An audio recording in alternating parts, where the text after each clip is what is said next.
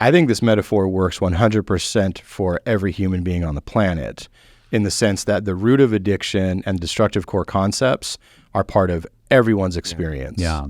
Right? Yeah, like, so and important. shame is part of everyone's experience. It's what we've learned to do with that. And so I think that those first two parts of this, the root of addiction and that destructive mindset or faulty mindset, that's every human's experience. And then what we do with that, right? We at Pure Desire, we have a pain diagram where we talk about pain. Pain is ubiquitous, but do we work through that pain and process it? And if so, that leads to better relationship. Yeah. Or do we work to medicate or anesthetize that pain, and that leads to disconnection? Right. And so I think that that's the big, like, the kind of the breaking point for people is, what are they doing with it? And if they don't do something healthy with it, then yeah, I think this applies to every addiction. Yeah.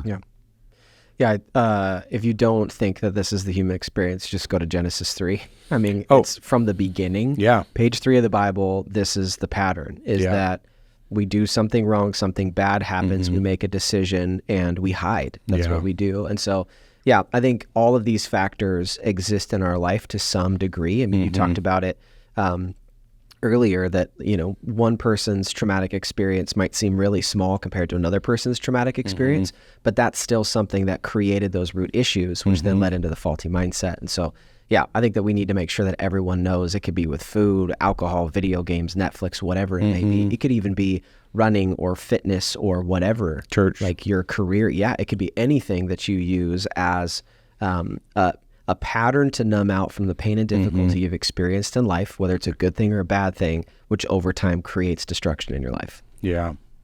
In the 7 Pillars of Freedom, Dr. Ted says that he has never had a client come into his office and overestimate the level of pain and trauma in their life. No. And I don't know if you'd say the same thing, Bob. I'm guessing you would. But I remember that really spoke to me of like, okay, all of us do this. Our brain works with us to downplay and minimize the trauma or pain we've experienced in life, because, I mean, let's face it, that would not be a fun way to live. If every day, everywhere we went, we just like had this constant awareness of things that had hurt us, things that had been traumatic, like that would be a rough way to live. And so you can see even some of the beauty of God's design, I think, in that creation of, I'm going to help create a part of your brain that can kind of shelter you from that constant awareness. But then that becomes part of what keeps us stuck, is we don't see it unless we really stop and look at it and have other people that can help us go there. So that's the other piece that makes me feel like this is common across not just sexual addiction, but all unwanted behaviors. At a root, we have that part of our brain that's trying to keep us safe from the pain and trauma we felt, but it's the very thing keeping us locked in the pattern. Yeah. And I mean, I love that you brought up Genesis 3, because that pain and suffering and sorrow is part of the human existence until Revelation 21, right? Where there's no more pain, tears, sorrow, you know, in heaven, whatever. We're in between those two, right? So everyone is experiencing pain, everyone is experiencing trauma, and everyone is experiencing fear. It's just, what are we doing with it?